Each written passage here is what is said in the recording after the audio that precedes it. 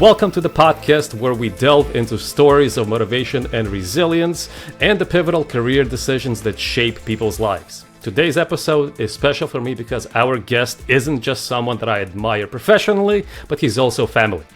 Boris Pazovskiy is a strategic account manager with over 12 years of experience in sales, business development, and client management. He led multi-million-dollar deals, built long-term relationships, and mentored sales professionals to push beyond their limits. Boris manages key accounts, driving revenue through innovative sales strategies, and his ability to navigate challenges, connecting with clients, staying ahead of industry trends, I believe has made him a trusted expert in this field. But this level of success did not happen overnight.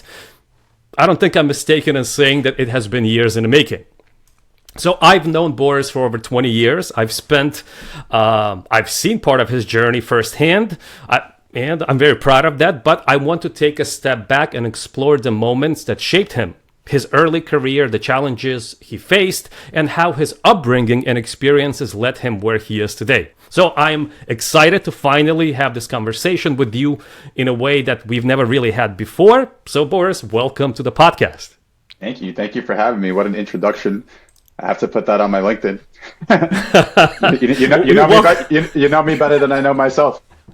You're more than welcome to, but this is the opportunity where family to get to know you better as well, and I see this great opportunity for growth myself. Hopefully, this will kind of maybe give you some insight. I always found that talking through things has always personally given me a better processing of various information, things I've been dealing with, and maybe that's something you'll find here as well.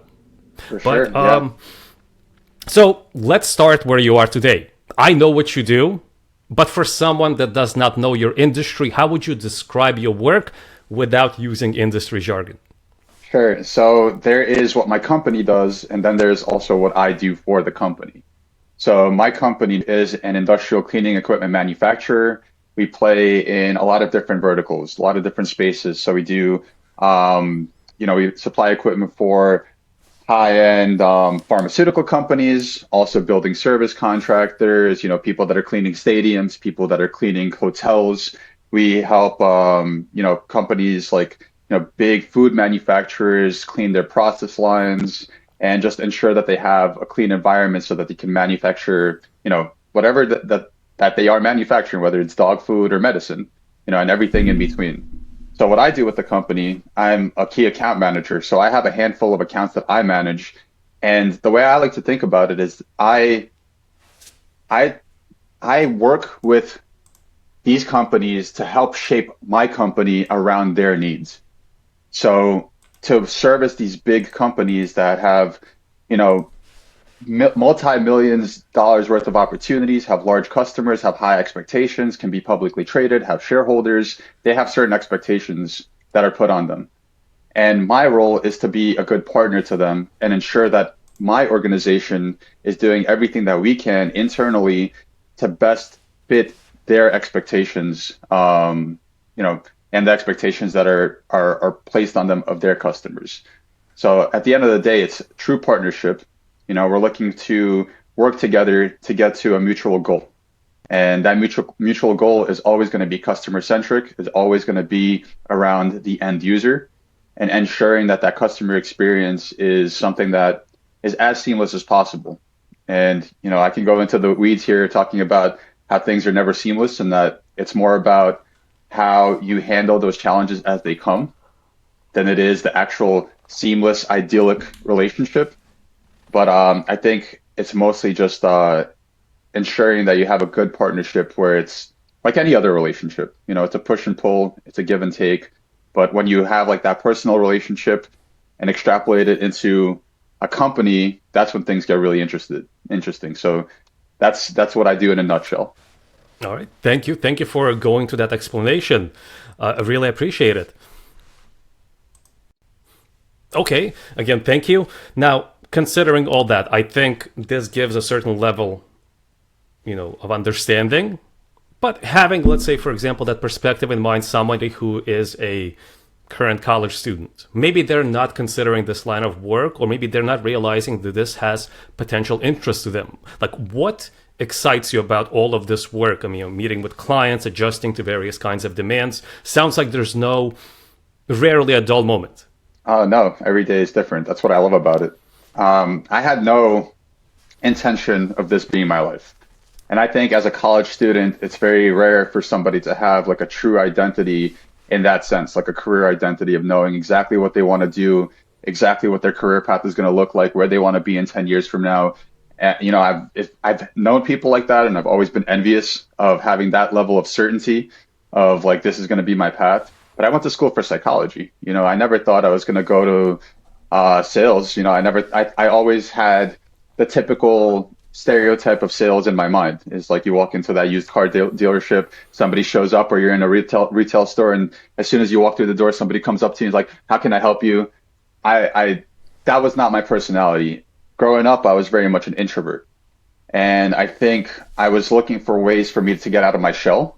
So when I went to college and I started, going to like functions and meeting all these people and, kind of like comparing my life to theirs, not that it's a good thing, but, it's natural. I wanted to have a career path that helped me shape not only myself in a positive way, but also shape the environment around me in a positive way. And I think that in psychology, like maybe I didn't end up being, Sigmund Freud or a therapist or some kind of going into psychoanalysis or whatever. But I do feel like being in psychology helped me along my journey. So it wasn't even, and this is all to go to say that you don't know in college what you're doing, like how what you're doing is going to impact you. And you never know like what your experiences are going to bring you to. So I would say that you don't need to have a perfect idea of what you're going to be doing in your life. I think you just need to have some idea of what you want to do and just lean into the things that make you feel like you're contributing something back. Whether it's contributing something to yourself, which I can argue by contributing to yourself, you're contributing to others because you show up better in the world, or is just contributing something that's going to be fulfilling to you in some larger way long term. So, to go back to your question, like how would somebody in college navigate their career decision? I would say that once you graduate, all the things that you learn in college kind of go out the window. Really. I mean, you get a lot of training on the job. You get put into situations that you can't simulate. You can't simulate the sales call. You can't simulate the if you're going to be a doctor, you can't simulate a surgery. Maybe nowadays with AR, VR, you can, but there's nothing like being in front of the person and being thrown into the fire.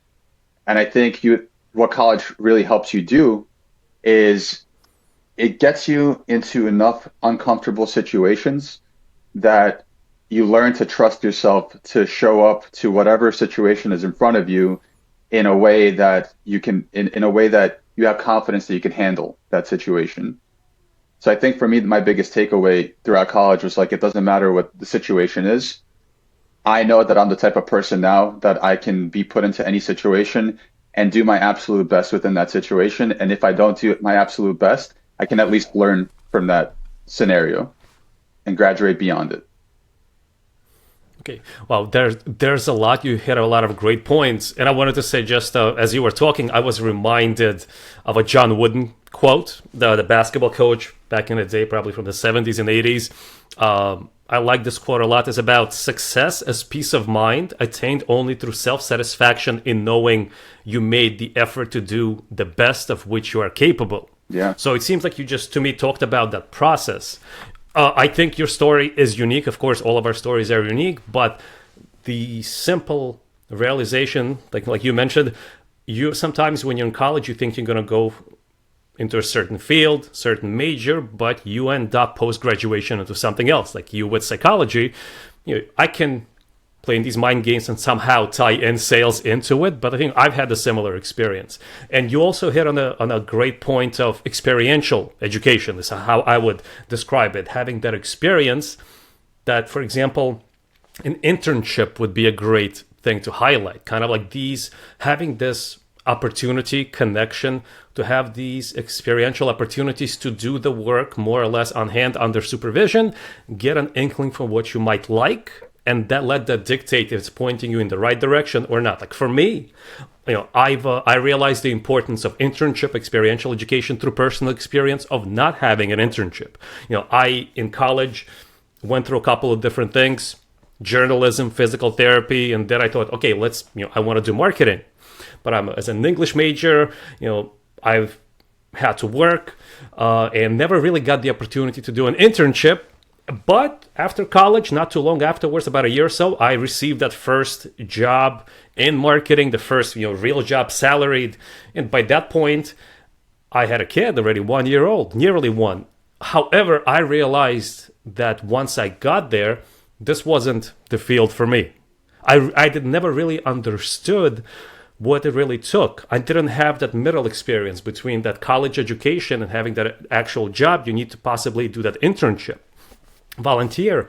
And I had experience on hand that kind of redirected me away from marketing on the job itself. Yes, it sucked. It didn't feel good, but I guess that this is life. And like I think you mentioned, you have to, I'm paraphrasing, like to me, what I'm hearing, you have to do a lot of things. You have to try a lot of things. Those experiences will direct you, will redirect you. And I want to ask, what experiences, pivotal moments have you had that said, okay, I'm pursuing this, that led up until right now, where you are now? Kind of, it seems like something, basically, I apologize if I rephrase it kind of more precisely. You see, knowing a little bit about your background, this is not, you've worked at a couple of different companies in the same line of work, so it tells me something that probably currently propels you. Something tells you you're possibly headed in the right direction, but I don't know what the future holds for you. But what's propelling you in this current profession? So I think you hit on a couple of good points too. And I think that throughout your journey, just general journeys, I think it's just as important to realize through your experience what you don't want to do as what you do want to do. Because there's going to be experiences that you have that kind of don't sit right with you, and you get this gut feeling like maybe this is not for me. And I've definitely had that throughout my career. But to go to your question of what was the pivotal thing that got me to where I am, and I think that there's a lot. I mean, I've had so many aha moments in my life where I was just like, I'm either exactly where I need to be or something needs to change. So I think reconciling when something needs to change is the harder of the two. But one of the most pivotal things that happened to me was actually within an internship. I was doing an internship in college that allowed college students to run and manage their own business. It was using a house painting model. So I was essentially a contractor. I would knock on doors after school. I would knock on doors during the weekend, in the winter, when it was cold, and I would try to set up estimates. So 2-hour-long appointments on the weekends to go around and do basically a sales pitch to the people that lived in the house and estimate how much it's going to cost for us to do the work. Then I would have to hire the painters and actually paint the houses in the summer. So at one point I was running a couple of crews. Mind you, I was 19 years old at the time, and I had no clue what I was doing. This was so outside of my comfort zone that I was so inundated with what I was doing and what was in front of me every single moment that I had no time to stop to think, like, what is it that I'm actually doing? Like, this is like a job that, 40-year-olds do, 50-year-olds do, whatever. I was just a kid. But at the time, it didn't feel that way. And I remember there was this one day, and I showed up to a job site, and I had 2 painters. I was already going into like over budget territory. I had budgeted for a certain amount. We weren't getting it done. The customer was getting very upset with me, and I'll never forget this customer's name. Not going to mention it here just for privacy, but it's just ingrained in my mind. But I remember I showed up at the job site, and one of my painters had just quit. So now we're over budget. I have less people to get the job done on time. I'm losing money. And I go inside this house. This house is beautiful. Mahogany floors, like marble countertops, like everything is spick and span, absolutely beautiful. We're just painting the walls. And one of my painters gets a little piece of paint on the floor.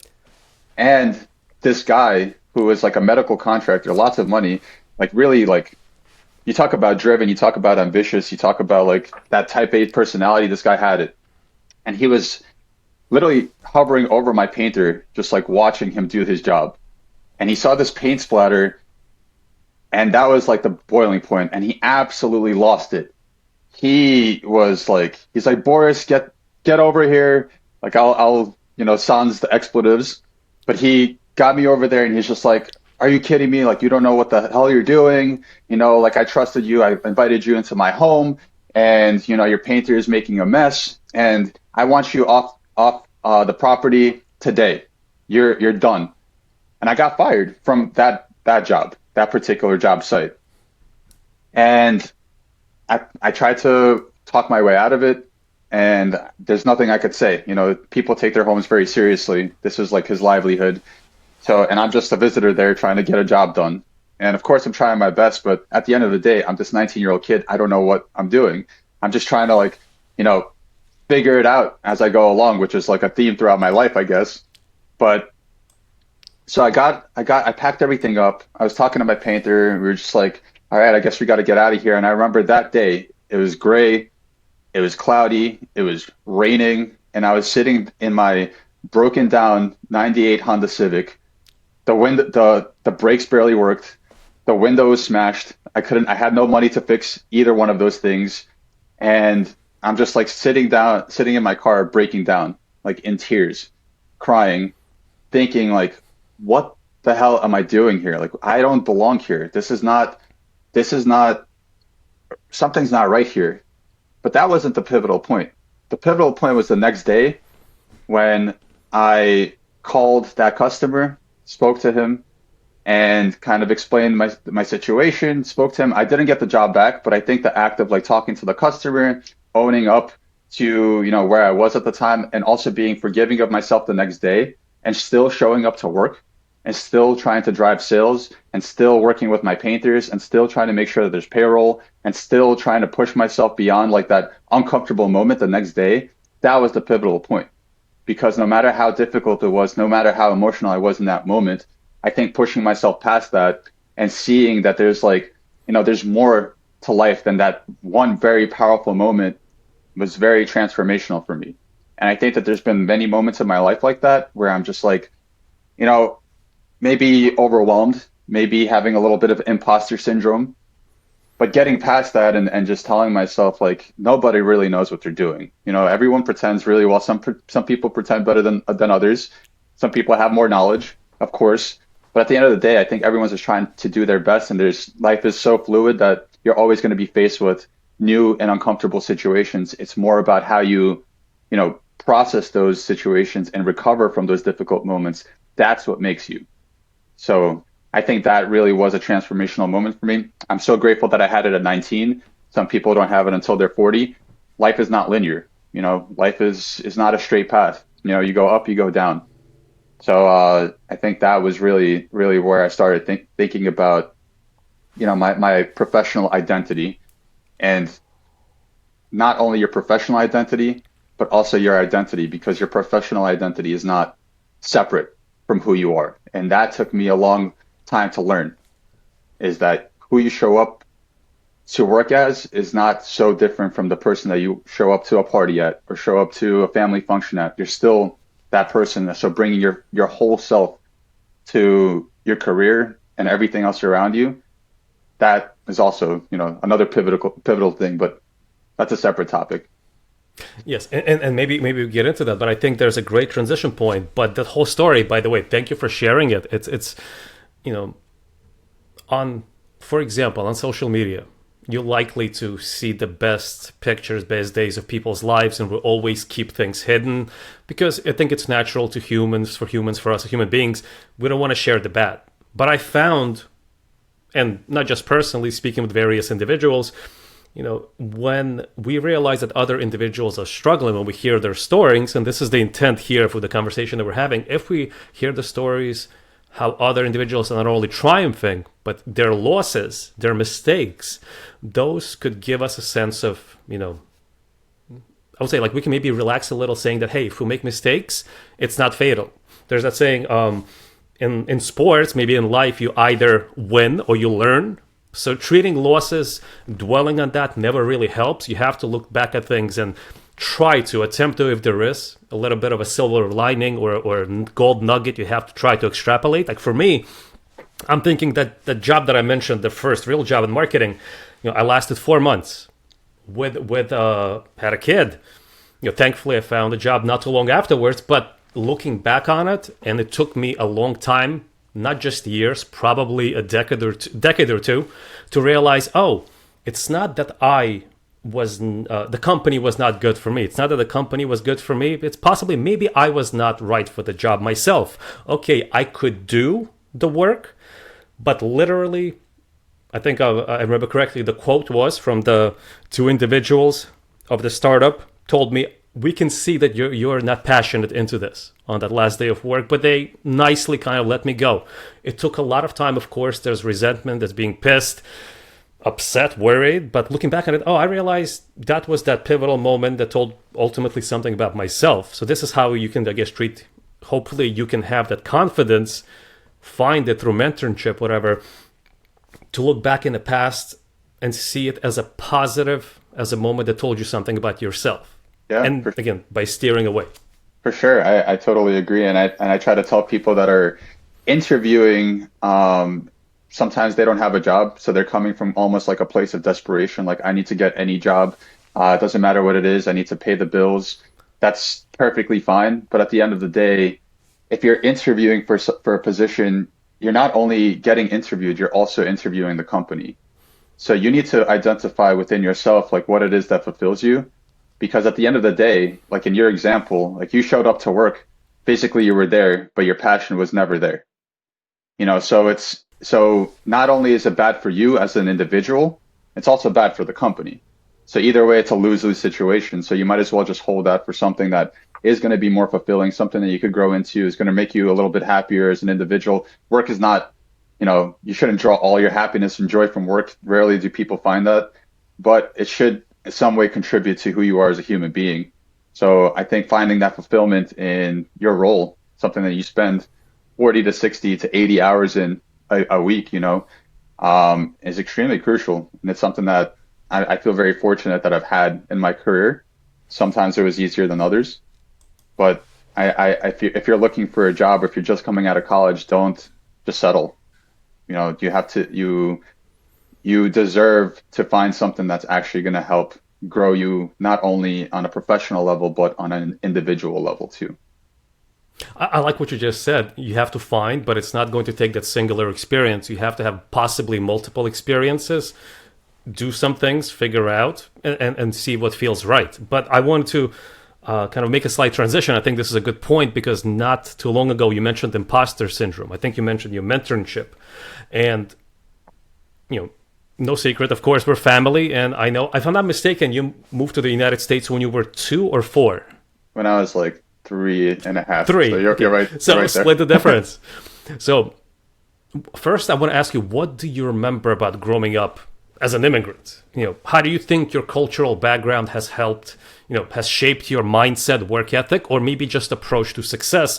And I'm going back to that, imposter syndrome that you mentioned, being immigrants from the former USSR, certainly that culture might, that kind of leave that kind of imprint that I personally see. One of those imprints could be this imposter syndrome. But what are your thoughts? No, for sure. I think that it can definitely contribute to imposter syndrome. For me, growing up in the US, my parents basically gave up everything when they moved from Belarus to America.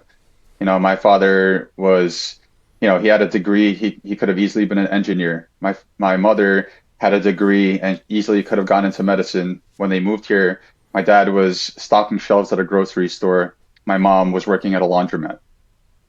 So they did whatever they needed to do to ensure that me and my sister had food on the table. And even though we didn't have a lot of money, it truly never felt that I was, poor or broke.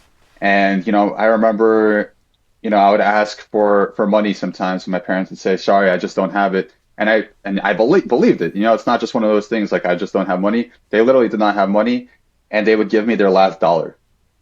my dad would literally take out his last dollar from his wallet and hand it to me so I could get a quarter water or a honey bun or whatever it was that I wanted at the time.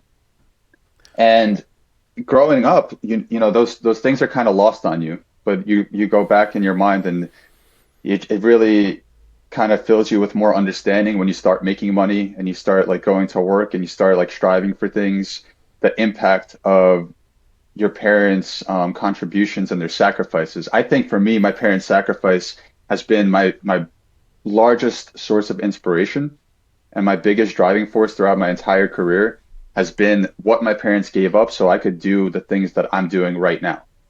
Um, and like I said, like I never felt like I was poor. I never felt like I didn't have money. Yeah, if you start comparing yourself and robbing yourself of joy by doing so, yes, of course, there's always more to be had.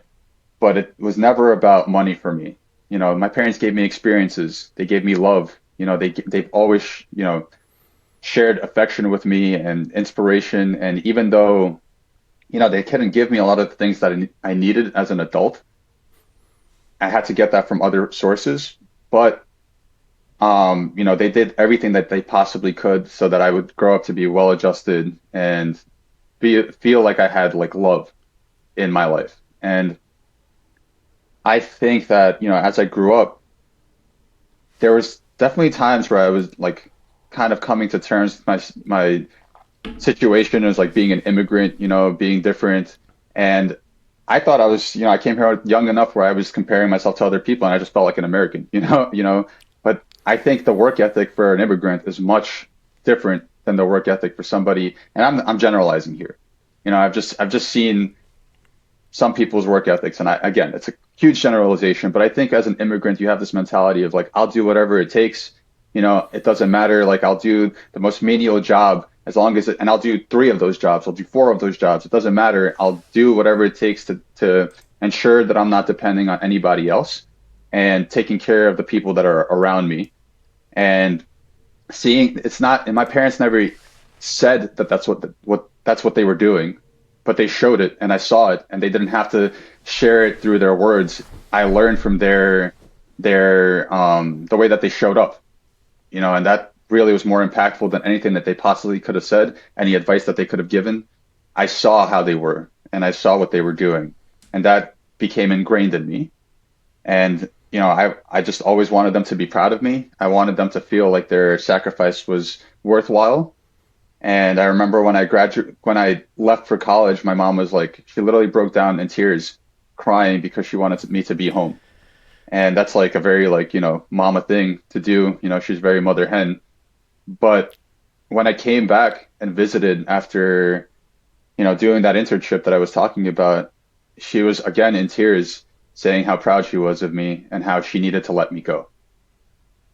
And that to me was like this full circle event where I was like, I was so uncertain doing something that the people that I cared most about was like, were telling me like, no, you should stay home. No, you should be here. You can get the same level of education and experience here in Brooklyn.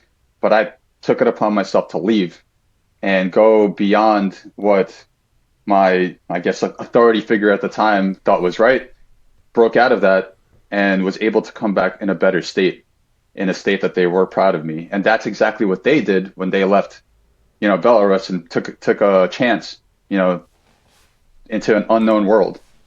And that's really stuck with me. So I think being an immigrant, seeing their struggle, seeing their sacrifice has really helped me kind of navigate the world in a way that maybe somebody who is just kind of born or like 3rd generation, 4th generation, obviously everyone has their own experiences and drives, but that has been mine. And this is something actually great. I wanted to ask you a little bit deeper about. Yes, of course, I'm familiar with your educational history, but that process, I know you mentioned staying in New York City, staying in Brooklyn. Of course, you're referring to Brooklyn College. Yeah. But tell me about the process, maybe if you recall, what motivated you to transfer out of Brooklyn College? And I think these kinds of pivotal events probably either have more meaning or maybe we assign more meaning to them reflecting on them, looking back at them. But how what do you make of the pivotal decision, certainly the decision of leaving home and being on your own for those numbers of years once you made that decision to transfer out of Brooklyn College?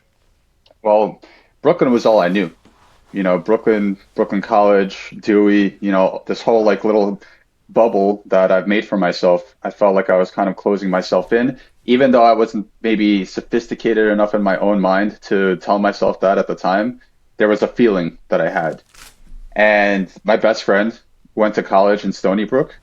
And I remember one day I went up to visit him and my whole mind was blown. Like everything that I thought I knew was like completely ripped away from me. And I was just seeing the life that he was living, being surrounded by so many people from all different walks of life, different, life experiences, different worlds, and being able to collaborate with them and just like go out and have your freedom to do your own thing. Like that was really enticing to me. And it's like, you ask a fish in water, like, how's the water? They don't know because that's all that they're around the water all the time. They don't even know that they're swimming in water. Same thing with me. I didn't know what I needed until I removed myself from what I didn't need. And I think in some ways there was like toxicity in my household, because I was growing up, maybe growing beyond what my parents were familiar with, like actually raising, because my mom, lost her parents at a very young age when she was, 26. She already didn't have both of her parents at 24, actually. So she didn't have an example of how to raise a child past that age. My dad didn't have a good relationship with his mom, didn't really know his dad. So they didn't really know together how to raise somebody who's going through like this transformational period. And that's not even talking about the fact that they're in a completely different country. They don't know the educational system. They don't know like what the impact could be. But then I think that's why they were trying to do their best. They were trying to guide me as best as they could. But I think it was coming from a place of insecurity, and they were just not. They were worried that I would go somewhere else and make some mistakes, and as good parents, they wanted to help me avoid that. But I knew that I needed to make the mistakes. I knew that I'm going to make it in the back of my mind. I knew that I'm going to make this decision and I'm going to be held accountable for anything that this decision brings to my life. So that was like one of the first moments in my life where I was like, I am making a big pivotal move for myself, regardless of what anybody else says, regardless of what anybody else thinks. I'm making this decision and I'm sticking to it. And I never looked back. And that was also another very pivotal moment in my life. So once I actually got to school, I felt like I could breathe.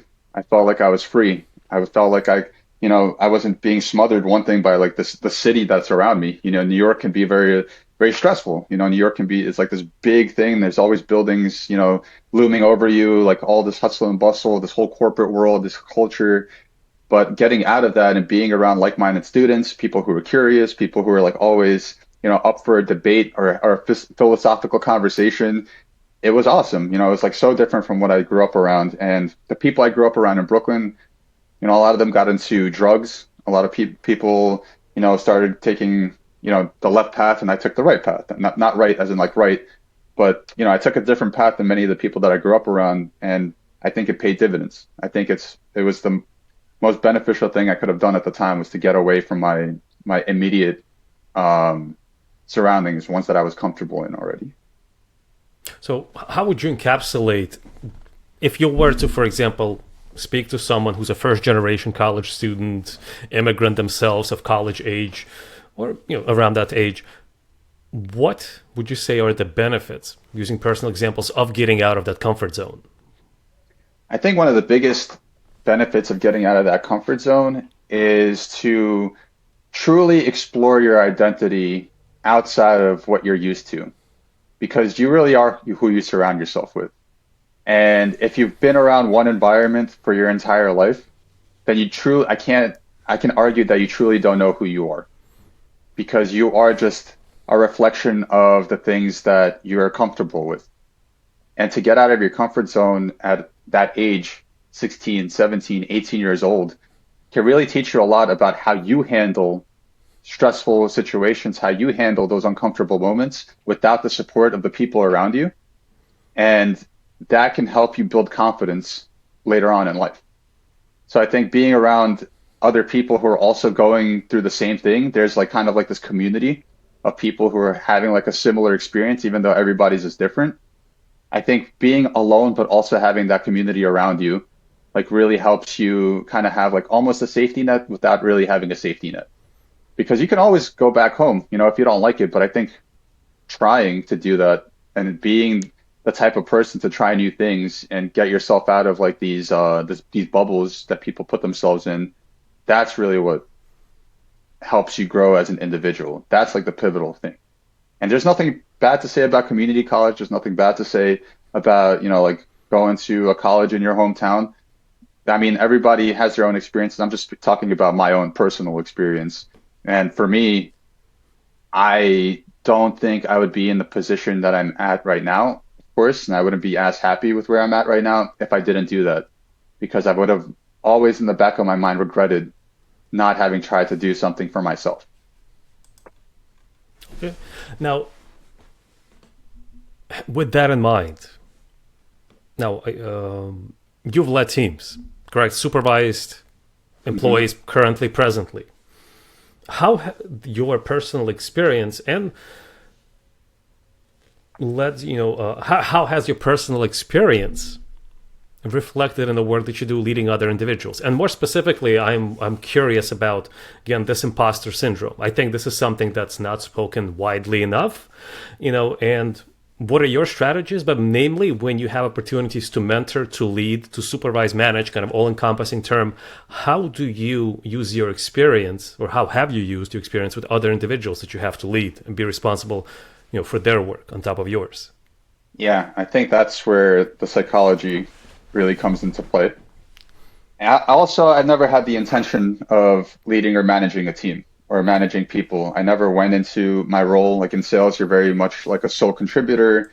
You focus on your goal, you focus on, what you have control over. So it was a big step outside of my comfort zone to start being responsible for other people's work too. And responsible for their mental state, even though I'm not fully responsible, but I do contribute. I think that for me, I remember when I was starting my sales role, when I was responsible for the New York and New Jersey territory, I would do a lot of reflection. I would, in moments of silence and moments where I'm just driving in my car, I would log how I felt, whether it was after a good sales call or a bad sales call, a good day or a bad day. I would remember how I felt. And I think connecting to how I felt back then helps me connect to people that are going through something similar in their own life right now. So I think taking mental snapshots throughout your own journey and being able to put yourself back into that position helps you relate to others, because not everybody might be prompted to feel those negative or positive feelings like fear, sadness, imposter syndrome, whatever it is. You might be feeling that because of something different, but the feeling in and of itself on a basic level is the same. So being able to relate to others where they're at because you've had that experience yourself, I think goes a long way. Um, I think when it comes to like actually leading individuals, leading teams, you have to be real. You can't there I've had managers, I've had mentors that like, you know, sometimes might paint a rosier picture than the reality. I personally don't subscribe to that. I think that it's important to have a positive mindset, but you have to be fully transparent with what the situation is, whether it's positive or negative. And you have to give your team and your people the information that they need to make their own decisions and empower them to, navigate difficult situations their own way. I remember I've had a mentor that like I would come to him and I'd say like, look, I have this problem, this customer won't sign the contract. They're hung up on this one little clause, or like, there's like an issue here. And he would be like, okay, that's great. So what are you going to do about it? And I was like, well, you know what? I guess I could, talk to his team. I could talk about like what we can do to change the contract, or we can talk to our legal team and see what we can do to be more accommodating, or give them a reason why we can't change the contract, get more people involved. He was just like, great, that sounds like a good plan. Go do it. So it's not like he didn't he was very well accomplished and he had an answer. I'm sure that he had an answer loaded up, but instead of giving me the answer, he gave me the freedom and empowered me to come to that conclusion myself. It sounded like this individual simply helped to be a soundboard, kind of like help Hmm. you just elicit out of yourself. What do you Hmm. think? Simply not saying anything, but prodding with a question. Yeah, exactly. And those people that I look up to, those mentors, their voice becomes your inner monologue. So you truly are who you surround yourself with. And eventually, if you spend your time with enough people that push you out of your comfort zone and make you question things, their countenance, the way that they carry themselves, their voice becomes your voice. So he not only gave me the confidence to do things for myself, he made me feel secure in my own decisions.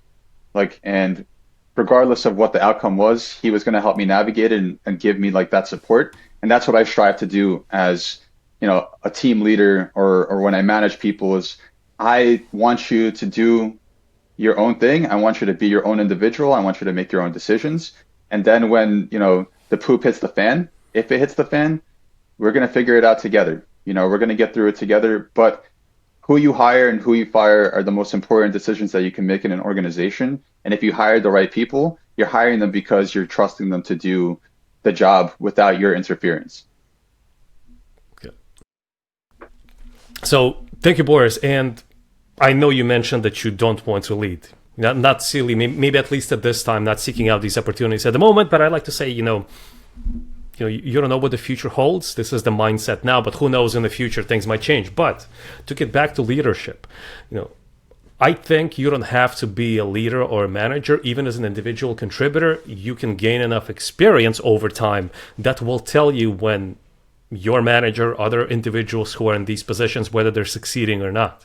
Now, of course, we want to talk about the positive, but what have been your experiences, and what kind of things have you extrapolated from these experiences when you were either, let's say, in the past under not so great leadership managers or individuals who were, for whatever reason, maybe there's an individual contributor who's doing in the work and the management thinks, oh, they're doing great the work, they can probably manage a team, but that's not always the case. So what are your thoughts on individuals who do not succeed as leaders and managers? What have been your experiences? I have been very fortunate in my career to not have had too many managers that were not good leaders. I have been in teams with other people who I felt like were not good managers, or good leaders. And I think what it really comes down to, this one, it's not even a soft skill. I think it's something that you either have or you don't. And it's something that I've seen not only just with leaders, but individuals, just people like in different cross-functional teams. I think it comes down to curiosity. I think it comes down to trying to see what the other person is thinking, what they're feeling, why they're doing what they're doing, and asking those questions and digging deeper instead of showing up with an answer already in your head about why this individual is the way that they are. And I think for leaders to be successful, they need to really listen to their people and really act on their behalf, because the buck stops with you. If your team is unsuccessful, if your people aren't performing, yeah, there are times where it is that person, of course, but it comes down to, you know, if you hired the right people, your job is to lead those people and support them. Your job is not to do the job for them. You know, you're not trying to squeeze blood from a stone and trying to get this performance out of them. You're trying to extract this like very idealistic picture of what's supposed to happen. You are working on a team. You just happen to be part of that team in a different capacity. There's little separation from me and the people who report to me, in my mind. I think that of course, is a title, but we're all trying to do the same thing here. We're all trying to work towards the same goal. And I'll do whatever I can. I will do your job with you. If that's the form that this relationship needs to take. But then there's people who really do see that title as a separation, and I think it's an illusion. I think it's an illusion to think that you're separate from the people that you're working with. So I think the leaders that have been the least impactful and more harmful at times are the ones that come to work with an ego. That ego is destruction. It's what gets in the way of having like true relationships. It's what gets in the way of like success of the team. I think to be a true leader, you need to dissolve that and work with the people around you. Yeah, and see the big picture. See the big picture of what you're trying to do together. I agree. It's that, you mentioned curiosity, and this is like one of these traits that a leader still has to have. Not curiosity to the world, which is great. If you're curious about the world, you work, of course, but curiosity about the motivations of people on your team. I would say this kind of like in a job, you have to have a team of individuals who you will have inherently different motivations. But I'm a believer, whatever the motivations may be, they very likely have use for you or on your team. Some people may work, for the money. That's the paycheck, vacations, a promotion, climbing that ladder. Some people want to just do it out of the goodness of their heart. Maybe not sales, I don't know, but there are other professions. But I think there's overlap potentially as well. But if as a manager, as a leader, you're not curious, you're not going to, I don't say like squeeze out, but you're not going to position your team members, your players, if you look at it from a sports perspective, in positions to succeed. You have to be analytical.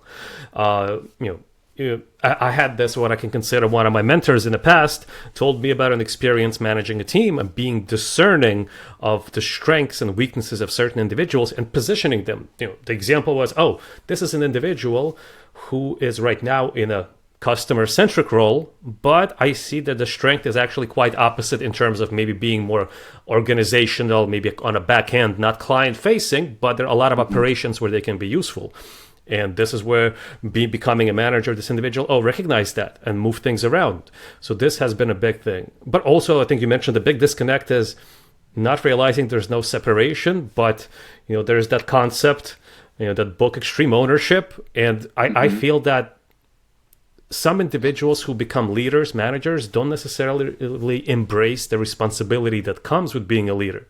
Some people may simply fall into the positions and have that separation. This is not me, this is my team. Those phrases of, if something goes wrong, it's not, this is my team, my shortcoming, but this is the individual responsibility. And I think a discerning individual will see past that. They will, if somebody is not taking responsibility for their team members when they're in charge of this individual and others, that's very telling. For sure. Might be. But yeah, definitely. Now, I do want to maybe just slight tangent, and I think this will lead into the next kind of section. Now, you mentioned, we talked about journeys, pivotal moments, but I wanted to ask, has there been a moment when you doubted that you were on the right path? And maybe you even considered taking a completely different direction? Yeah. There's been a lot of moments like that. I think it's only natural, especially, like as we spoke about, getting out of your comfort zone and trying new things. Like that's been a big theme in my life. And I have been working at this company it's going to be 10 years in March. And in this day and age, that's unheard of. A lot of people that I know, a lot of my friends, they're like, dude, like you can easily work for like some startup company. You can make like, you could double your salary and, you could easily move things around. But I feel like I'm not money motivated in that sense. Like I've been rewarded for my performance by being promoted a bunch of times. And I've like been able to have new challenges that give me a lot of fulfillment. I've been able to change my life around, because of this job. And it's always fed me ways that I can help make myself better and make the people around me better. And I find a lot of fulfillment in that. That said, COVID was really rough.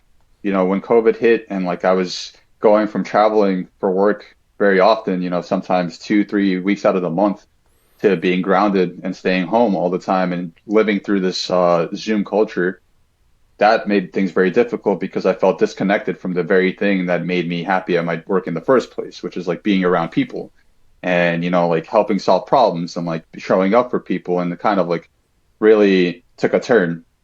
And that stayed with me after COVID too, because it never really returned to the full capacity that it was once at.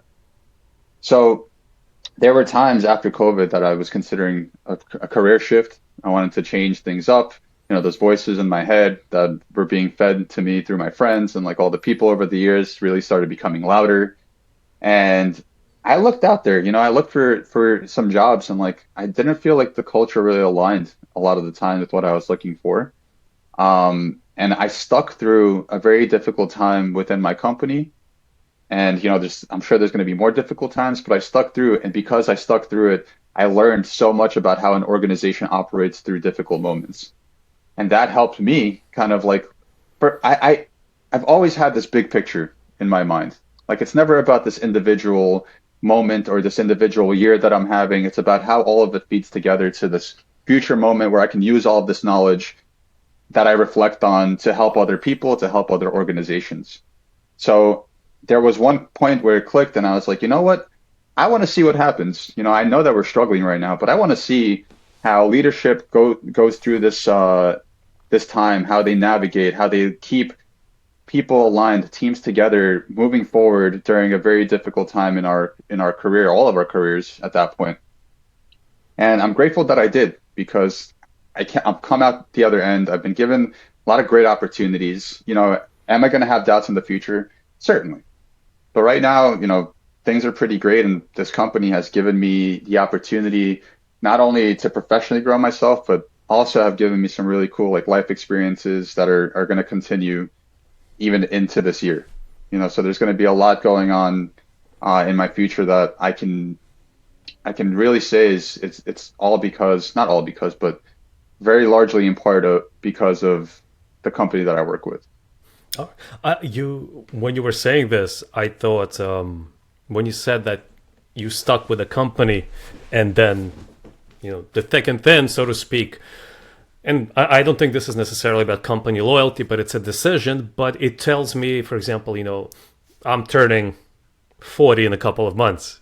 And I've come to realize that wisdom comes with accumulation of experience. But accumulation of experience in itself does not give wisdom. But if you are open to learning from your past mistakes, as we talked about, from your experiences, what went right, what went wrong, this is how you acquire wisdom. So, from one perspective, based on your story, what you just said, simply by making a choice, I'm gonna not make a move. You acquired knowledge to this specific area. Maybe you can call this a specialization, but it's potentially has some fruits. And I think there's something. I think you mentioned something. Any big moves this year? Any exciting opportunities? Something you're willing to discuss? Yeah, for sure. But something that you said really, it makes me think of this one quote. It's something like pain plus reflection equals growth. So unless and all of those things are important in that equation because you can have the pain without the reflection, but then you don't really go anywhere from that. So I think when I made that decision, knowing that I'm going to have some pain in my future in some respect, I came into that moment with the intention to really learn from it. So I think it was like a very intentional decision to stick through something that I knew was going to be difficult because I wanted to see what I can extract from it, not extract from it as if it's like, I'm just using this experience, but I am using that experience to get some kind of growth. But yeah, this company has really helped shape me. And earlier in 2023, my manager came up to me and asked me, you've expressed interest in, going overseas. I know that you love to travel. I know that you're always on your vacation time going somewhere new. There's an opportunity that opened up that I think that you should consider, but it's in Italy. And there was talks about this before when I was with my ex-girlfriend. And at that point, it was kind of a lot to consider because not only would I be moving myself, I would be moving her. and to ask somebody to come to a completely different country and kind of just rely on me because she doesn't know the language, she doesn't know the culture, me neither. It's a big ask. And even though she was willing to do it, I didn't feel good about it because it's not even like the fact that she would rely on me, but everybody needs their own thing to be fulfilled in a relationship. And I felt like I would be robbing her from her own identity if I was to put her through that move. So that was always in the back of my mind. It just wasn't the right time. Things changed. Now I'm in a different position. Now I'm in a position where I can accept a role like that. So in December, I signed the contract. I'm going to be moving to Bologna for 3 years, which to me is like very bittersweet. It's a very, there's definitely emotional moments that I've been going through in the past couple of months. Um, it's again leaving that bubble. It's again leaving that comfort zone. It's like leaving to college all over again, except this is like the college of life. This is like really, you're putting myself in a position where I know I'm going to have loneliness, but I'm also going to have a lot of really good experiences. I was just like looking up flights yesterday, flights from Bologna to Barcelona. It's like a couple of hours. A flight to London is $40 and it could be in a completely different world in a short period of time.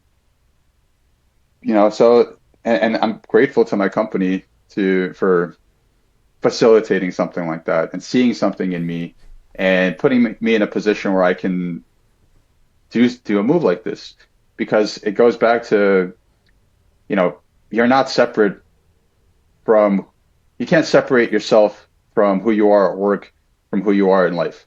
These things are not like clear-cut distinctions. You can't compartmentalize them in a way that you're completely different. I think you show up to work in a way that you show up in your life.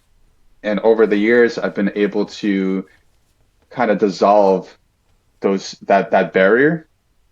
And now I feel like I'm truly myself in all situations. So to put myself, as I know myself now in my 30s, in this position where I don't know anything and I don't know anyone, and I'm like going to be more or less on my own, it's really something that I'm excited about, because I feel like if it happened anytime before this point, I wouldn't have been ready. Not that I'm ready now, but I feel like I'm more ready now than I've ever been.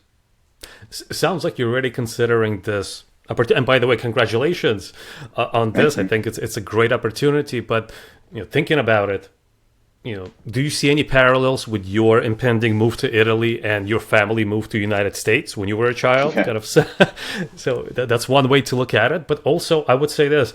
Of course, when I heard the potentiality about this, we had conversations with my wife, your sister, and made us consider things as parents. My 12-year-old son, your nephew, and we discussed parenthood a lot. Our childhood, how it has shaped us, the good, the bad, the generational trauma. And I think as a parent, the parenthood experience itself has helped me a lot to grow. And I see this from this perspective. I know eventually it's natural that my son it'll be natural for him to leave the nest. So my job is to ultimately prepare him the best way that I can. I'm still learning along the way. It's not perfect. But in a way, having this position and placing myself in the shoes of your mother, I'm thinking, oh my God, when this moment comes, what will I do? And it's easy for me to say now. I think, I have to let, a little bit fly, so to speak. I apologize. I don't know. But kind of like you have to, as a parent, realize that you have to give freedom to your child more and more with each year to let them experience new things. And Yeah, I think, go ahead. I remember a quote that I once read. It was something like, parenthood is one of the most difficult jobs that you can have, because if you do your job right, then eventually everything you worked for leaves, and exits your life. In a way, not fully, but I'm paraphrasing. But if you do your job right, then you instill your child with a sense of confidence that they need to navigate this world without you. And it must be difficult to come to that realization of like, wow, this person that I've gave everything to and has needed me all these years doesn't need me any longer in that same capacity. That's a very interesting realization to make. And I realize my mindset now, I might be okay with it. But if I were to have this hypothetical situation, what do your parents feel now that you're, of course, you're on your own, you've been living on your own for many years, but now you're going to be an ocean away. It's like, oh my God, this is how potentiality can be. But again, it's that payoff is at the end when your progeny, when your children can live on their own, which, and this means you've done the job right. Yeah. Right. Yeah. But, Yeah, I don't know how my parents are regulating it. I know they put on a brave front, but I could tell that my mom is sad. I think that's Naturally. only natural. Yes, yes, Yeah. exactly. But what looking into the future? I know we talked about the present, the structure. We talked about the past, but now we're wrapping things up with the future. How do you potentially see this experience shaping your life and your career moving forward? I mean, it's a huge stepping stone for me. I mean, not that it's like, yeah, I mean, it is a stepping stone. Eventually, I'm not going to be doing this, but it's a global role. So I get to see how a company operates from a global perspective, which has been a natural progression for me because I've gone from having this small, New York, New Jersey territory to having a national role to now having like a North American role to now having like a global role. So seeing how to operate within that framework is something that I feel like it's really going to help me grow and learn so much because I really don't know what I'm getting myself into. I have no idea. I have some idea. I don't have like the full picture. So I really don't know exactly what that's going to look like, but I know I'm going to be working with teams from Germany and teams from like, Switzerland and, Northern Europe and like eventually Singapore and like all these like Asian countries. So just seeing how other teams operate within the same company to help other companies achieve what they're trying to do, it seems like a lot. It seems How, like a how lot. how are you preparing for that? Like, I mean, I know it sounds like you're preparing for the unknown, but I think, in some respects, you kind of try to, I'm assuming, cover some bases. You have to be thinking ahead, try to hit the ground running, or at least maybe that's what the company would more or less expect. But what are you thinking, maybe like on a professional and personal level? Anything specific? Anything interesting? I mean, I'm going to be focusing on a very specific vertical of like gigafactories and battery manufacturing. So I'm doing all my research on who the players are, what type of contacts I should be going after, like contact roles, the industry as a whole, what the competitive landscape looks like, where everything is geographically located, the regulations that go into the industry. So I'm doing everything that I can prepare on that front, but everything else, like I've been preparing for my entire life. It's not, when it's like that parable of when, a company asks like a mechanic to come in, like they can't get their production running and, they've been down for 5 days and they can't figure out what the problem is. Then the mechanic comes, he goes to like a bolt and tightens it and then everything is running. And then he says, that's going to be $300,000. They're like $300,000. All you did was turn a bolt. But yes, I did just turn a bolt, but I had to find where that bolt was. And I spent the past 30 years learning what it takes for me to find that bolt as it is and get everything running. So it's not about like what I can do to prepare right now. It's about integrating all my experiences up to this point to get myself ready for this next step. Right. I love that story. It's a great kind of way to epitomize, in some respects, maybe your journey. It seemed, of course, I've done personally preparation, the questions I wanted to ask, but it seems to me that the theme of this conversation had turned into change, unexpected, and new experiences along the way. And I think this is something that would be a point of overlap with just a human experience.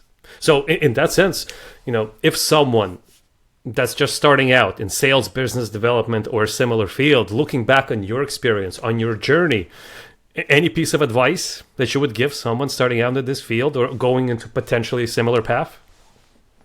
I mean, as cliche as it is, I would say just come into it with an open mind, come into it with no ego, not trying to impress yourself upon the situation, upon the customer, upon the company. Like, yes, of course, it's good to have ambition, but also be open enough to learn from every single experience, knowing that one day that experience is going to help somebody else. So come into it with this intention of learning as much as you can so that one day you can use your learnings to give back to the people around you. And it's okay not to have the answers when you're starting out. It's okay because you don't start a new skill being a master at it. You have to take your time. You have to go through the motions to eventually get good at something. So it's okay if you're not. You're just coming out of college. You have so much to learn. I would just say, just show up. 99% of it is just showing up. It's like Thomas Edison, 99% 1%. Wait, what is the quote? It's 90% inspiration and perspiration. 10%. Yes. So there's 90% perspiration, 10% inspiration. It's one thing to have an idea, but then there's another thing to execute it. So just show up, just be open, and when the time comes to execute, just trust yourself to be able to do the job as well as you can, because that's really all that you can do. Even if it's not the most ideal outcome at that time, it's the best outcome that you can get given where you are in that certain part of your life. Yeah, it's I guess take it as it comes, so to speak. A life is unpredictable, but I want to say this has been an incredible conversation. I've known you as family for many years, but today I think I've learned so much more about you, about your journey. But before we wrap things up, again, thank you for being here. Thank you for taking the time, give me this opportunity to speak to you. But where can people, listeners, connect with you or learn more about your work? I guess on Instagram. I don't really use social media too much, but you can just look up my name, Boris Pazovskiy. And I figure on LinkedIn as well. You can find me on LinkedIn, Boris Pazovskiy on LinkedIn. Oh, great. You can find me, and happy to connect. But thank you for having me. It's been a great conversation. Thanks, Artem. Thank you, Boris, for being here, for sharing your stories. I know our listeners will take a lot away from today's conversation. Really appreciate it.